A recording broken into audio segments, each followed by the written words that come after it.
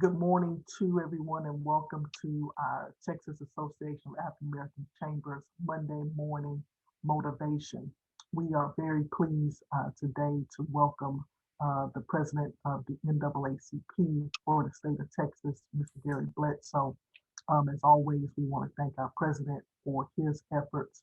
And we all are aware of the issue that we are discussing today is yet another example of how important chambers are and how vigilant we have to be in terms of advocating for African Americans and African American businesses. I want to turn it over to our president to do an official opening and welcome to our guest speaker, but looking forward to a very engaging conversation. And I want to thank all of our chamber leaders from across the state for participating with us. Mr. President. All right, thank you so much, Madam Chair, and good morning, everyone.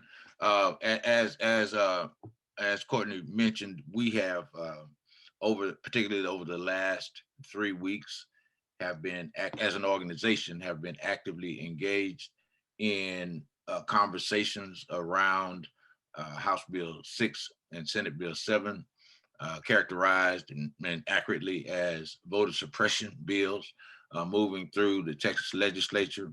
The Senate has approved or voted its measure out to its full floor. This House bill has not yet reached that point. We do expect that it will, and given the partisan makeup of both houses, I expect that both bills will pass unless something drastic happens, and that is what we're trying to do with conversations like we have scheduled for this morning, providing the something drastic. For our purposes as a business advocacy organization, I think this is the perfect example of the intersection of, or in this case, the collision of politics and economics. Just prior to our starting our meeting, we had a conversation about how we can advocate at the municipal level for increased opportunity for our members. One unfortunate probable outcome of a bill like these that are proposed is a decrease in representation, particularly at the state level, but it will filter down to the local level. So if we don't have the ability to elect representatives that are reflective of our interests, then the likelihood of our being able to influence procurement decisions is dramatically lessened. And that certainly can't happen in a state as growing as dramatically in Black population as is Texas. And so we want to make sure that our voices are heard. We did, as an organization, issue a statement reflecting our commitment to working with the Texas Legislative Black Caucus, with the state NAACP. President Bledsoe wrote me into a task force, if you will, and he'll talk about that with the League of Women Voters, Texas Association of Mexican American Chambers of Commerce, and a number of other organizations. He has one of his stalwart supporters, Ms. Sam Soborn, on with him this morning, who'll kind of give us a more intricate look at the details of both legislative proposals and why it's so critical that we oppose both measures. So without further ado, Gary Bledsoe really doesn't need much introduction. He has led our state's NAACP for about 3 decades. He's battle tested and battle proven. And before you jump in, Gary, I want to make folk understand how the ankle bone is connected to the knee bone, and that is, should these two bills be passed, the next hurdle is the energy that they will lead to or lend to redistricting, which is going to be the 1-2 punch. Really disastrous potential because that's the next fight that's coming. And if they're feeling energized about having been able to suppress votes, then the fait accompli will be redistricting in their behalf. So without further ado, Gary, thank you so much for joining this morning, and the floor is yours. Okay. Charles, thank you so much, and thank you so much for your leadership, and thanks so much for all the things you guys have done over the years and the fight that you guys continue to wager on behalf of minority businesses in this state that are essential. We know that every session there is a big issue with the hub laws and trying to continually expand the groups that are covered, and so there's always a fight to make sure that African American businesses continue to have participation, and it gets more and more difficult each session. So we know you guys have been the leader on that, and we've always appreciated working with you on that, and realize that that's even another issue we have to worry about. So I think first things first in one way, and because this new set of bills that have been put forth this session are so significant that we all need to understand what's actually occurring. And I don't want anyone to think that I'm being a radical in my comments, but I think they are clearly intended and designed to create a second set of citizenship rights as inferior in citizenship status to many because they're so draconian and so extreme in terms of how they suppress the vote. What they're intended to do is to perpetuate a system where a minority of conservative white citizens can dominate the state's election system and control the government. And I can go over the numbers with you, but let me say what's motivating this, and we need to understand at the end of the last census, 49.4% of Texas adult population were African American and Latino combined. And when you add other minorities, they were about 55%. Those numbers have continued to grow. As you know, Texas has gathered another couple million people. So we're going to get 2 to 3 more congressional seats. And the state demographer has estimated that 51.7% of that growth is Latino, 14.8% is African American. So our numbers in percentage in the state continues to grow. Last time we outgrew the white population in real numbers, not just percentage wise. This time we're right below the white population. They're about 1 percentage point ahead where the black population is of the new group that's coming in. But when they were 45% of the population and we were 12%, you see where that means our numbers are increasing and their numbers would be decreasing. So right now, you probably have 43% white population, and the conservative white population is much less than that. So you can see there's the idea that we need to maintain power, and people have looked at Georgia and decided that, boy, this is really a problem. And so they're trying to stem the tide and make sure that doesn't happen in Texas. So the proposals this session, we had proposals last session that were voter suppression bills like SB 9, but they were kind of like in the modern day voter suppression, somewhat within the purview of, we know these kinds of things are going to come up, we're going to fight them. And some Republicans might be able to come out and support our position.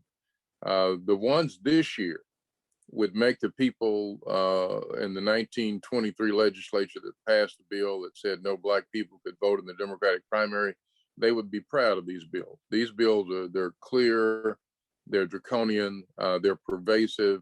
There's so much in each one of HB 6 and SB 7 that I could go over for quite some time.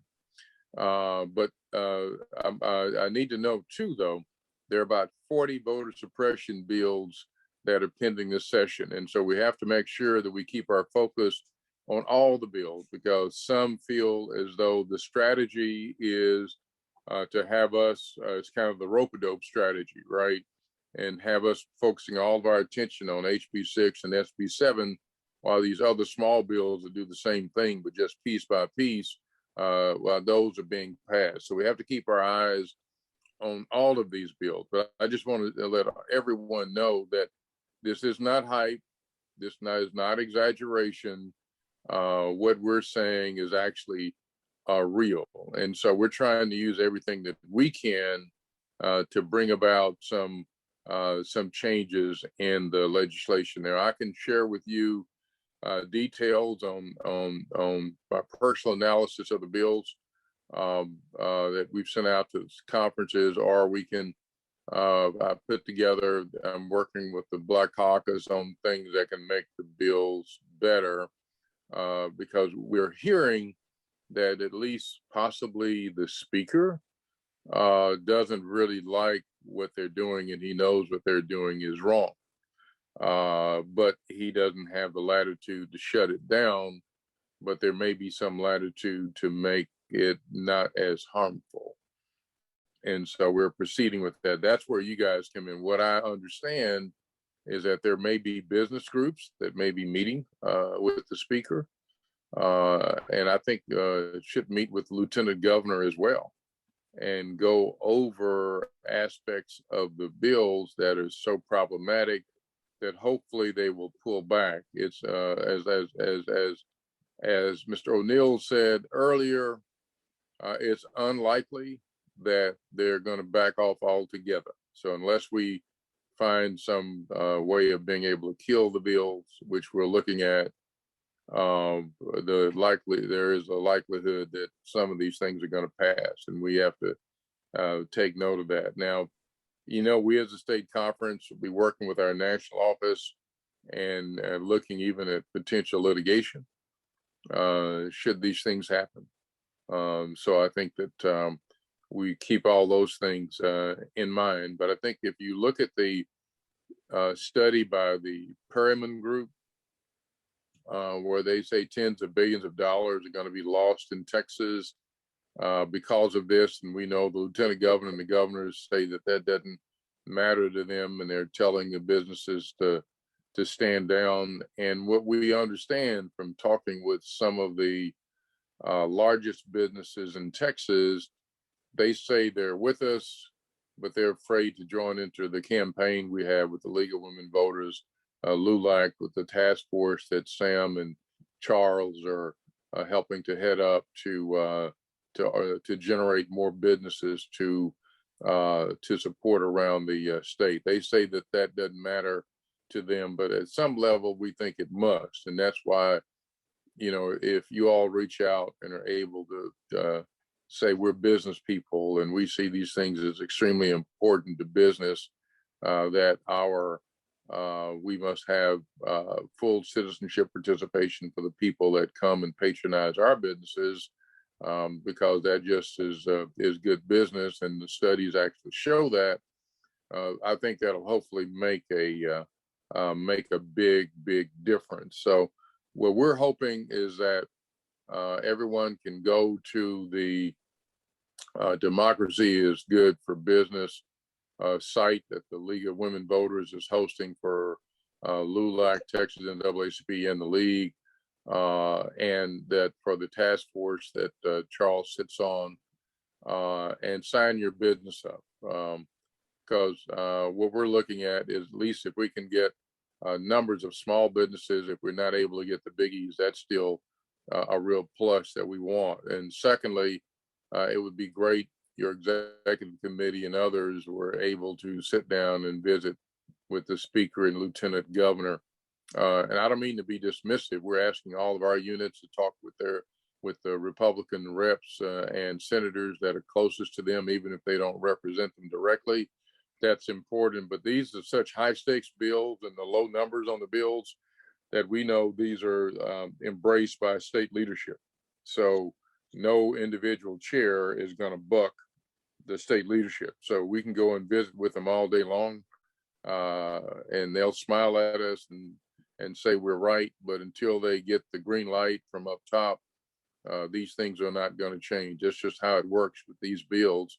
And so we need to have all of our folks flex muscle and say, this is not right. But this is, again, back to the idea of how do you maintain that a conservative white voting population of maybe a third of the voters, how can we ensure that they continue to dominate Texas elections And so you've got to mark up the board and marginalize people and take them out of the circumstance where they are potential voters. They're trying to make sure Texas does not become the next Georgia instead of competing for our vote. But I continue to say to my Republican friends, and there are at least 2 Republican reps that are on our side.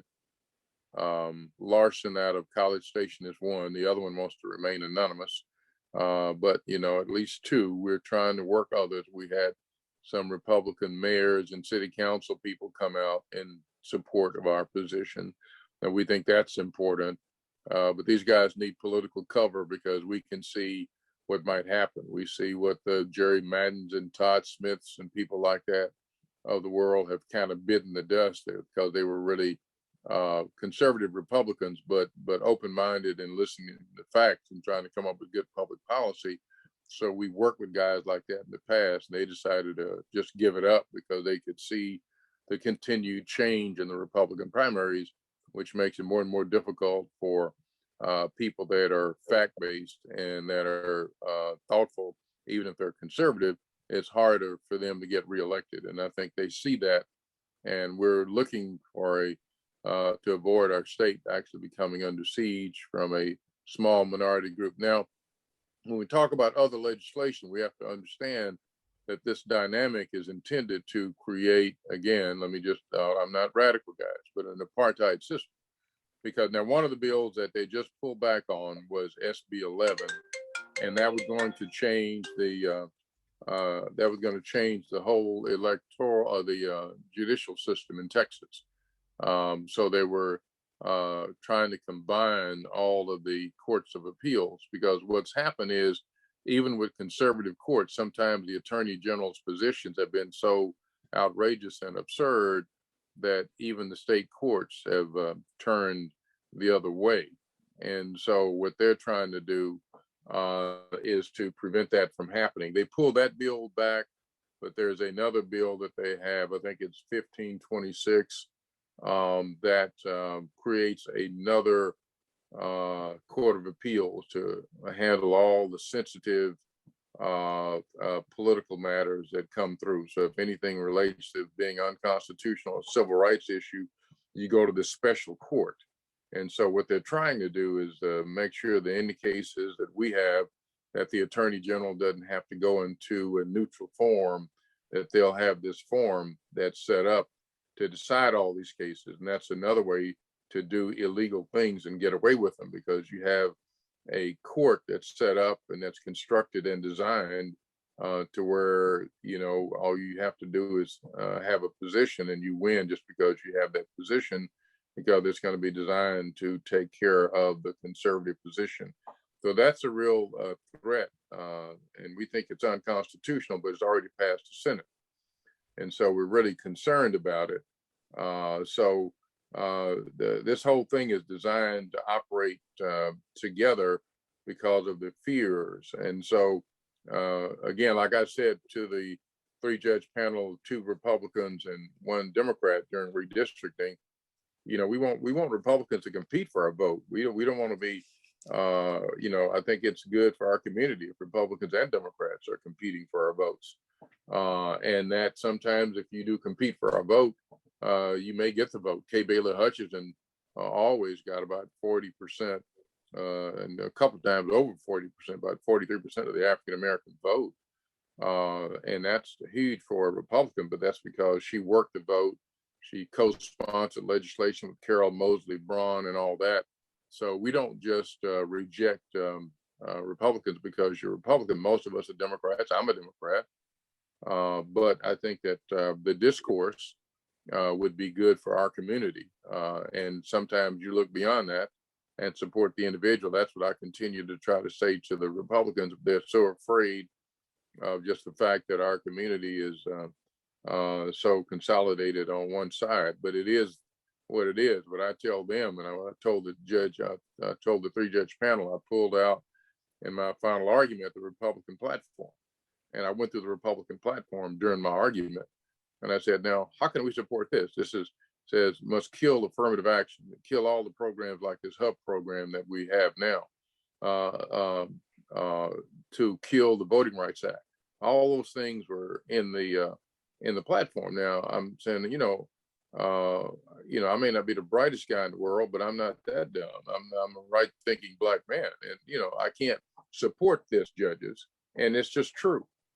So anyway, so that's kind of where we are. We need to get people on both sides working with us. We're trying to reach out. So if you know of businesses, if your business, all the small, medium-sized businesses, if you have contacts that will hopefully get some of the large businesses out. Sam has gotten one really large business to sign on to our campaign, one of the Fortune 100 companies, but they don't want us to release the name until we get others to come on board. So we've continued to try to work them to get more, because even though they say they're not swayed by the businesses, we think on some level they have to be swayed by the businesses. We're also trying to reach out, and we want to try to get there. Two people we're going to be reaching out to specifically, or three people, and one of them I know Charles knows. We're trying to see if Charles might co-sign a letter with us to go to Robert Smith, the African-American billionaire that's been courted by Governor Abbott, see if we can get him on board. And we got with the religious community and a lot of the white clergy in the state to decide what clergy members might be able to motivate some of the Republican reps. And they came up with T.D. Jakes and Joel Osteen. So we're going to try to see if we can't get them to, neither one of them does political, engages in political activity, but we think they're, important. We can get them to be added to the debate. That would be extremely important. So that's kind of where we are. We're looking at trying to prevent our state from really becoming a truly apartheid type state. And I use that term only because it's true. But I don't want you to think that I'm somebody that's way left or what have you, because that's just not true. But it is very real. And I don't know, Sam, do you have any things you want to add to what I've been saying? And Sam, before you jump in, Sam, thank you so much for joining us, number one. But one thing then I'd like for you to address this is because I think I was on one call earlier this month, and we were being challenged to engage our members, and my reaction was that everyone should expect that Black folk, and that is the people that I represent, would be opposed to this. And that's not where we need to shore up support. We need to get white people to recognize the damage that these pieces of legislation can do. And I think that's where the real energy needs to be applied. Since that time, and I'll be finished, but since that time, I've reached out directly to the chairman of the Texas Association of Business, which clearly is the white statewide business organization. They issued a statement, but it was the best example of both sidism you'd ever seen, right? Very, very, very, very weak statement of support. Right. And so that's, how do we, of course, again, we're very staunch and very sure of what our opposition is, but how do we if we're going to lend energy to this, how do we cultivate support on the other side, so to speak? That's my question. All right. Absolutely. Well, first off, Gary and I have a friend in Georgia who we followed during the elections and things like that were occurring. And one of the things that we said is that the legislature in Georgia doesn't hold a candle to the legislature in Texas, how harsh they can be in voting rights. I mean, it's ridiculous. When I looked at these bills for the first time, I was just shocked. I was absolutely shocked, that there were some that were worse than others, and some that were just, absolutely, awful. and by the way, I'm recovering from hip replacement surgery. So Charles, when you talked about the X bone connected to the Y bone, well, I'm lacking some bone now. What really bothered me the most is you had Dan Patrick come out and say, well, this isn't voter suppression. It's because the people of Texas don't trust the system as it relates to election and fraud. And I'm Jewish, okay? In Yiddish, there's a word called chutzpah. I don't know if you know what chutzpah is, but the joking definition of chutzpah is the person that kills their mother and father and then pleads for mercy on the court on the grounds they're an orphan. And so to me, here is Dan Patrick, who raised the issues of fraud, which didn't occur, never occurred, offered $1 million to anybody that could prove fraud, which he didn't pay out, okay? And then on that basis has the chutzpah to put forth these bills. You know, they have to be stopped, whether it's in the legislature or whether it's in litigation, one way or the other. I can't see even our Republican Supreme Court. I can't see approving some of these things. Okay, I just don't. But better to stop it in the beginning than other times. The legislature has used the gerrymandering way too long, and you know, we're going to get these 3 new seats, and I'm sure they're going to do everything they can to make them Republican seats. So one of the things that I have learned is that the African American voter and the Latin voter are not monolithic voters, okay? And so to me, this should be a bipartisan issue, not just a partisan issue. That as Gary said, if they should earn the vote, okay? That if they can convince you as business people that they have a better plan, then that's how they get the votes. But they shouldn't get it because of intimidation or because they prevent voters from coming out to vote. You know, in Harris County, I applauded the young man who took over as the commissioner during voting and all the different things that he did to encourage voting. I myself, just to give you an example, I'm over 65. I qualify for absentee voting. I got my thing. I was worried that my signature is terrible. And I was worried they were going to throw out my vote as a result of signature. So I ended up going and voting in person. It bothered me that I had to do that, but I did it because I didn't trust them. And they want to do everything they can to try and negatively impact voting from people that they may think will vote the other way, if you will. You know, that one of the things that happened in Harris County, you know, Harris County went blue, I think, for the first time in, I don't even know how many years. When Reagan was elected, the judges in Harris County were Democrats. And when he was elected, people voted straight ticket. And all the Democratic judges were thrown out. Doesn't matter how good they were or how long they were around. Well, the same thing has happened now here, except in the reverse. That in Harris County, I don't think there are any Republican judges. And one of the reasons why they wanted to do this thing with the appeals courts is because the appellate court now, at least in our district, I believe, is also Democratic. To me, people need the equal rights to vote, and businesses need to support it because they need to put pressure on the legislature. Even though Patrick says, well, businesses should stay out of politics. No, if you want them out of politics, don't ever take a dime from them.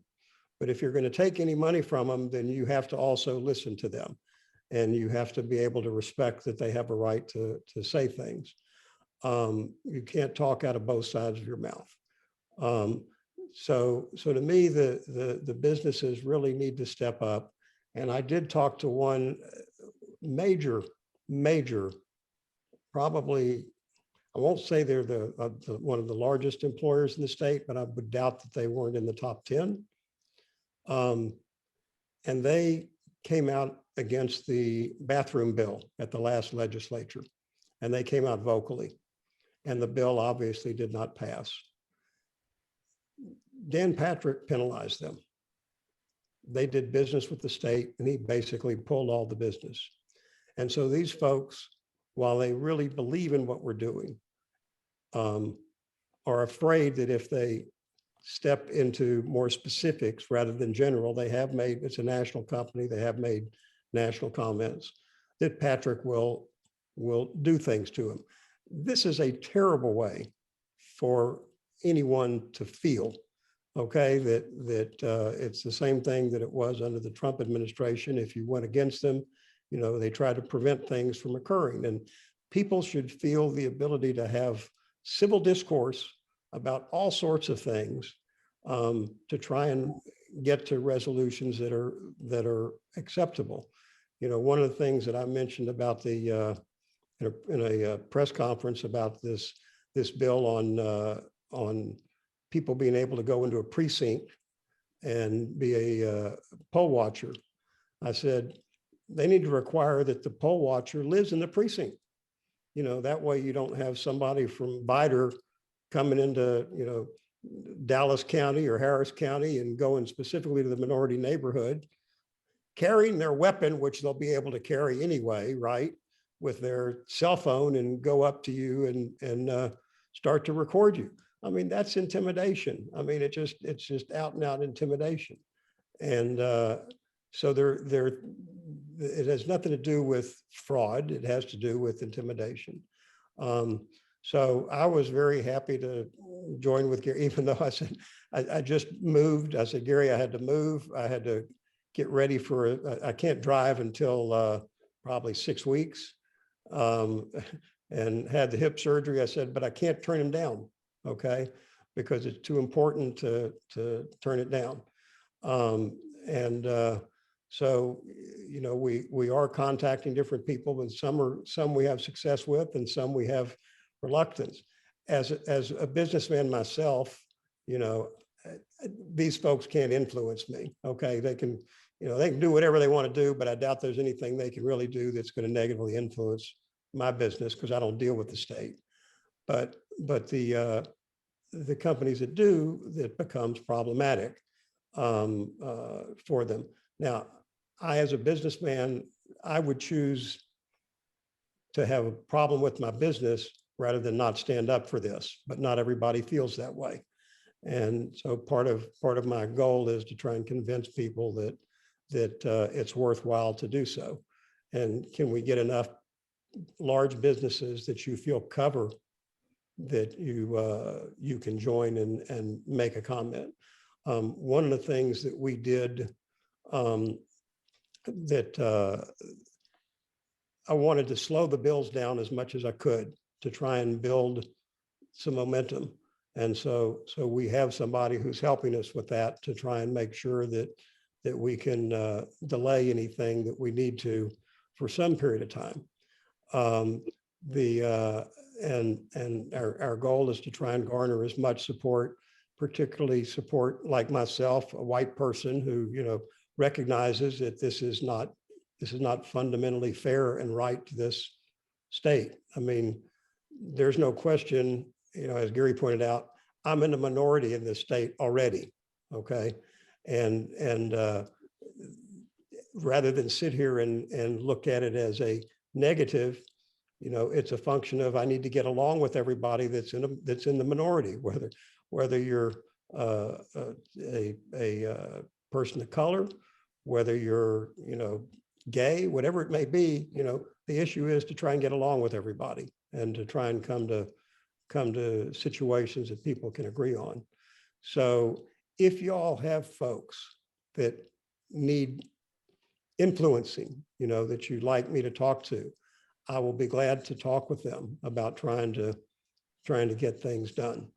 But I think that, you know, Dan Patrick doesn't want to lose power, And I think he's in a power struggle between he and Abbott because he wants to take Abbott's position.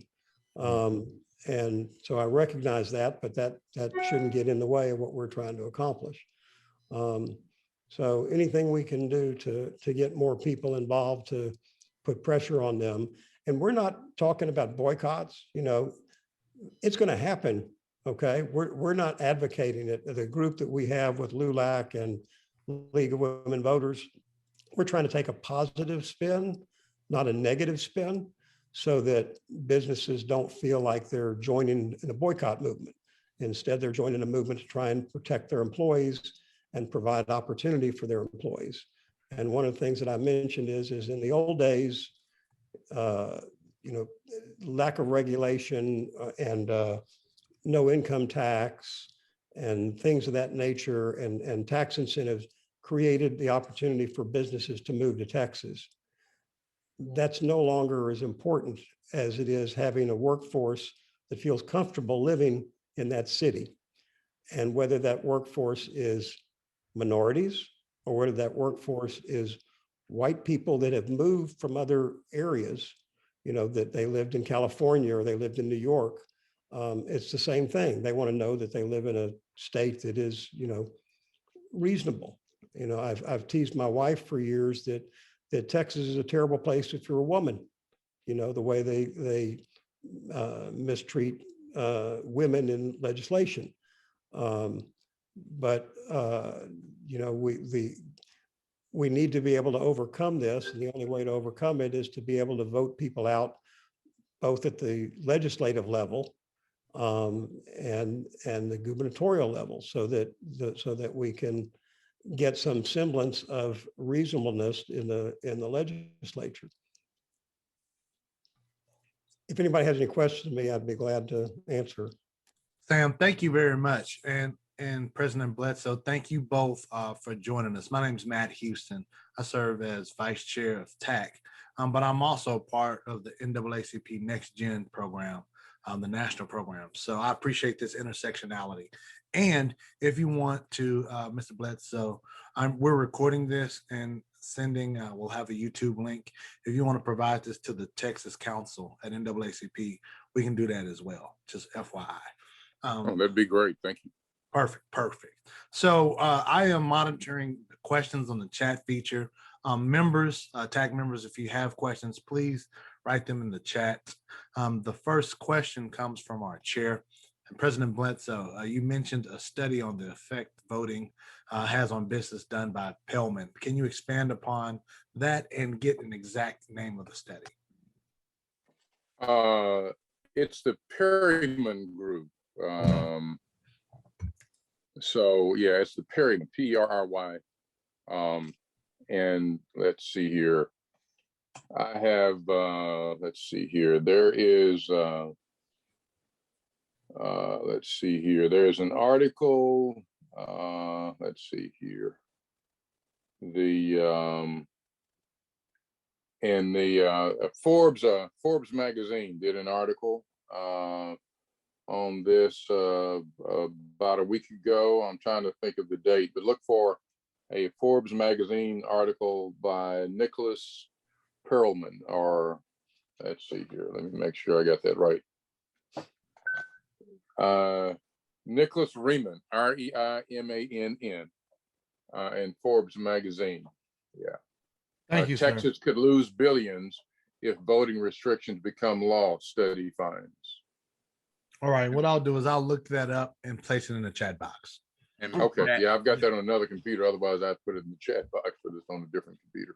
Yeah. Gotcha. Matt, let me jump in right there, Matt, and assure our members who are on that Ray Perryman is the most colorblind economist I've ever seen in my life, in that he doesn't see Black people at all. He, as far as I've known, he's never included Black people in his analysis of economic impacts on our state. I have followed him in testimony in past occasions in past legislatures. So anything that, if he noted impacts, believe me, they're going to be real economic impacts, because he doesn't even consider Black folk. So if he's recognized, He's the most agnostic of all, is what I'm hearing. There you go. There you go. Okay, gotcha. Thank you. No problem. Thank you very much. We have another question from Luther Johnson. Do we have a PowerPoint deck or some other easy way to easily articulate our democracy is good for business agenda to other organizations? Go to the League of Women Voters website, lmvtexas.org. And there is a page dedicated to the league, LULAC, and NAACP, and they talk about Sam, Charles, and all the folks on the committee, and they give you other resources, articles, and they discuss democracy is good for business. So I think that's kind of like the coalition webpage that we have that's being handled by the League of Women Voters. Grace Shemin is kind of managing that for the group. And so you get a lot of the information there. And if you need more information, I can also share with you, I will send Charles a copy of the alert that we sent out to the NAACP units, and he can share that with you. But it includes a detailed discussion of HB 6 and SB 7, but it also lists the other 35 or 40 bills that are voter suppression bills that we need to be aware of too. So I will share that with Charles. Good deal. And he can share it with the group. Yeah. Thank you. Would you also, I'm assuming that's also a great segue with Charles's comments, asking if we can get the laundry list of other suppression bills we should be watching for. So yeah, I know you said they're in there. They're in there. Okay, perfect. They're in there. Yeah. Good deal. I added the Forbes article in the chat box. So if you all would like to see the article, it's available on your chat feature.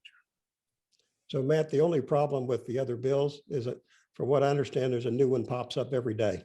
I mean, it's ridiculous. It really is. Well, one other thing that will happen, but I'm sure they don't want to come out and say it, but there won't be an NCAA game here ever if they pass this stuff.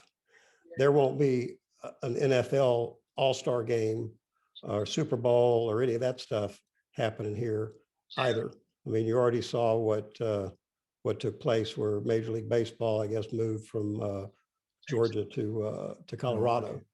And you know, they're speaking with their, you know, with their abilities. Okay, and so I think that the pro sports, the college sports, can't continue to do things here. Now that's probably part of what Perryman has in its 15 billion, but here you have Jerry Jones up in your area who his AT&T Stadium is always hosting, you know, these football games.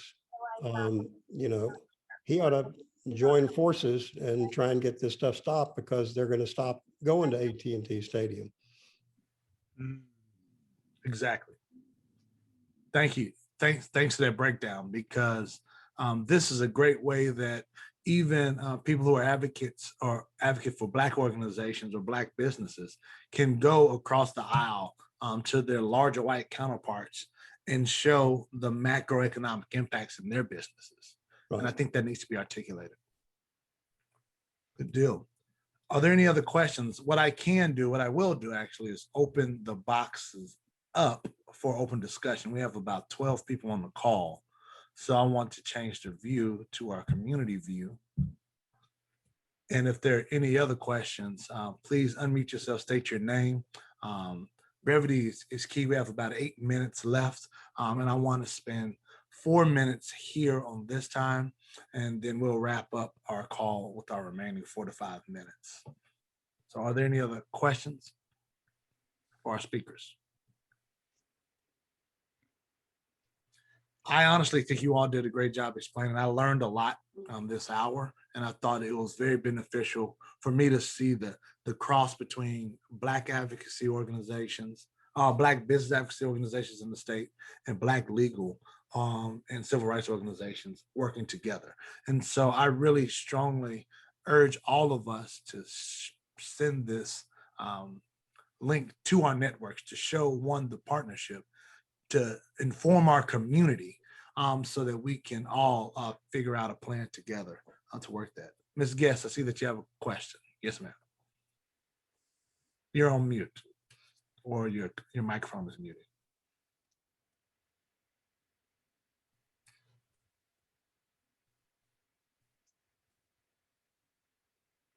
Still can't hear you.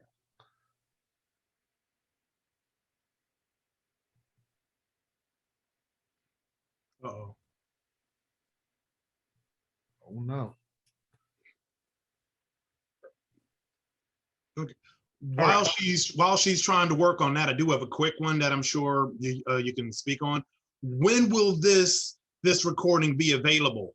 Brother Gary, Charles, and Sam, y'all dropped some nuggets of knowledge harshly and quickly, and I need to review this so I can take better notes. So when is this video going to be available so I can slow it down a little bit? Well, I will process this today. I can try to have this to you all by tomorrow morning or tomorrow afternoon. And Fantastic. so it gives about 24 hours. So That'll I work. can process it and package it. All right. Good deal. Ms. Guest, I saw your question you typed it in the chat. Has there been any discussion about the business ramifications on the floor? Great question. Have the legislators discussed business ramifications? Do we know, Mr. O'Neill? I don't know what happened with SB 7. I did participate working with the senators, especially the two African-American senators, on working with them on proposed amendments to the bill on the Senate side on SB 7. HB 6 has not come up yet. That's why we're doing a lobby day in Austin tomorrow. We're trying to get to the reps as soon as we can because we expect it to come up any day. The leadership didn't want to put the bill up for a vote prior to the budget being considered. The budget was considered on the 22nd. So now they're ready to put it up.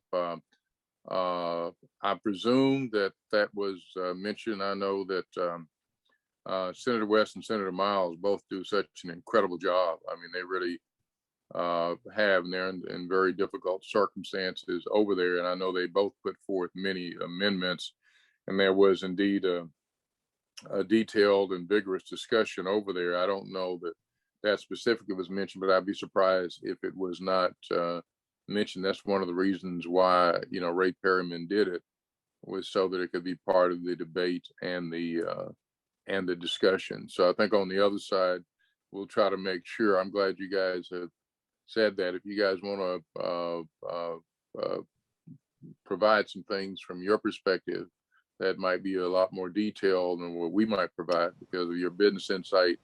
I can work with a number of the folks I'm working with, but Charles knows them too, though, because they all know him. But we can work with him and try to make sure those things are made part of the record. I think that's extremely important. I wish that the number is reduced down to minority businesses, because I think one of the things we're going to try to prove if we end up having to sue the state is that these are discriminatory, and we'd love to have a record being made of how devastating this will be to minority businesses. So I think that would be good. And I don't know, maybe we should reach out to Ray Perryman. I think, Matt, if you will, I think this points out how critical it is that we use our voice, because, again, with 2 senators out of 31, 17 in the House out of 150, with full legislative agendas going on exclusive of these particular items. And so they're running full speed ahead on a whole bunch of different fronts. And so without our support, without our adding our voice to theirs, the likelihood that their arguments won't make it to the floor because they'll get just bum rushed. They won't have enough juice, won't have enough bandwidth, if you will, to get a cogent argument made before these bills are put forth for a vote. And so, again, it just underscores how critical it is that we add our voice to those of our elected representatives. And Charles, I've got this one idea. I'd love to know what you guys think about this idea. What if we asked some of the reps to put forth an amendment that would provide for a sunset consideration of the bill in 2 years, 4 years, or what have you, if it passes, and for them to do an assessment on the business impact in Texas, and particularly also minority business impact. So we could actually have a state assessment actually done, and that be a matter of consideration when the matter is considered for sunset, for reinstitution. For it to be funded by state, for it to be funded by advocacy organizations representing the community. So TAC, TMOC, all in NAACP, will we be able to provide that type of provision on there, or at least that type of groundwork?